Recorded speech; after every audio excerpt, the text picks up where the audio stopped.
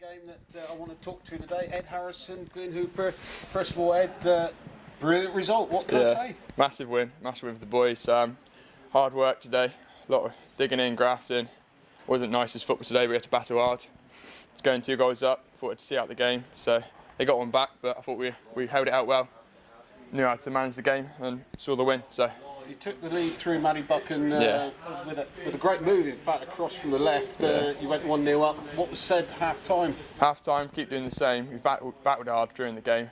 Just work hard, keep tight, and we knew what to do. We knew to spin it in behind them, get them running into channels, because they're quite slow at the back. And we thought Matty and Joe, if they could hold it up, get it back into a midfielder, we could have the legs on them running in behind. So, and of course, when you got the penalty, 2-0 up, we thought that was all over. Yeah, I thought it was, but we knew the pressure would come from them, and they were hitting quite a bit of long ball into us and throw-ins and that, so quite a lot of pressure.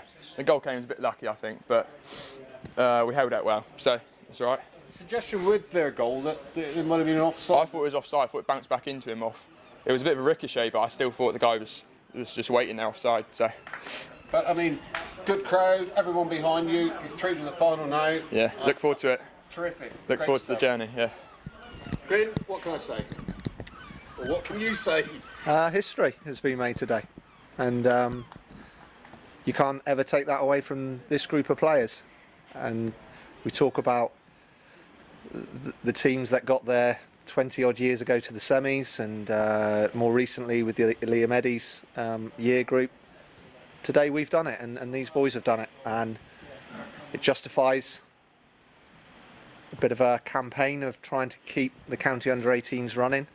I have to say a massive thank you and well done to the Cornwall FA for reversing that decision, because the easiest thing to have done would have been to stick to that decision. And I think what we've proved today is that there is life in this competition, and we've managed to allow these players to follow a little dream, and I'm not sure anyone thought it was possible outside of 1 or 2 of us. I think the coaching staff believed what we had was a special group of players, and you don't get to finals by luck, and we played some big counties, and we can now go to the next stage of our journey, to a final with no pressure upon us. I thought there was a huge amount of pressure today. I thought it did affect the boys, and that was always going to happen. We can just go now away in the final and go and play, and if we turn up on the day, then who knows what might happen. Certainly, you mentioned the word pressure, Ed. Were the lads under a little bit of pressure? It looked a bit tighter. Yeah, it's pressure and a lot of excitement with us, because a lot of build up to it. Obviously, the county's put a lot of work into building up the game, so social media, Twitter all this morning. So you get excited for it, and that sort of shows in a bit. But once you settle in, you're not really thinking about it. You're just thinking about playing football. So, I mean, Glynn, where do we go from here in the sense that preparation-wise, what happens next? Well, some of these boys are off to Dallas for their college trip, so that's what they've got to look forward to. They've also got some of them a national other semi-final with colleges.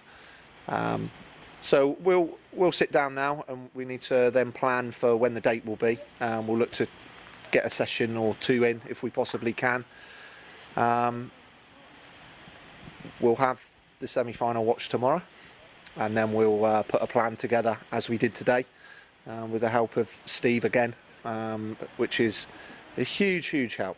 And you know, you saw today from their inventive set pieces, we cope with it. We really cope with it. They only got away from us once in the first half, and we talked about it at half time, and we never, I didn't think, looked in danger at set piece. So that's the plan, but that will start tomorrow. I want the boys tonight to go and enjoy it, go and celebrate, and go and be very proud of what they've done today.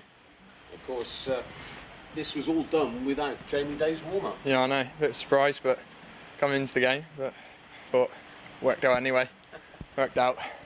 Yeah, well done, lads. It was a great game, but very tight from the touchline. I'm sure, you know, both yourselves must be thinking, I'm glad that one's over.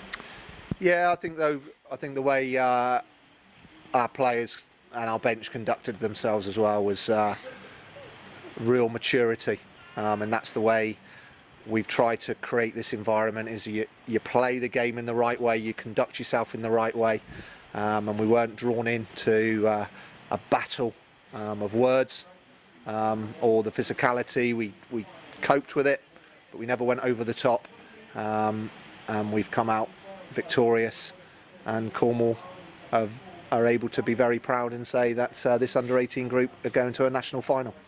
And that national final between Oxfordshire, semi-final tomorrow between Oxfordshire and Middlesex. Steve Massey is almost already in his car ready to go to that game.